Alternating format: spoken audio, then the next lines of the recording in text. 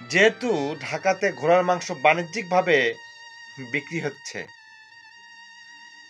তারা বলছে এটা খাওয়া হালাল নয়, আবার মকরুহও নয়। আচ্ছা, যাই হোক, খাচ্ছে এবং গরুর মাংসের মতোই খেতে এর টেস্ট এবং সুস্বাদ।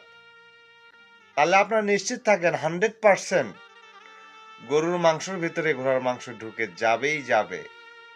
এটাই বাস্তব। কারণ আমরা বাঙালি, ঠিক আছে?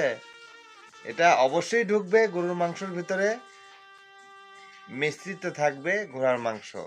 ভেজাল খাবেন, কারণ গরুর মাংস 750 টাকা কেজি, আর ঘোড়ার মাংস বিক্রি করতেছে 250 টাকা কেজি। এবং স্বাদও এক, টেস্টও এক। তাইলে অবশ্যই ওই যে লবণের ভিতরে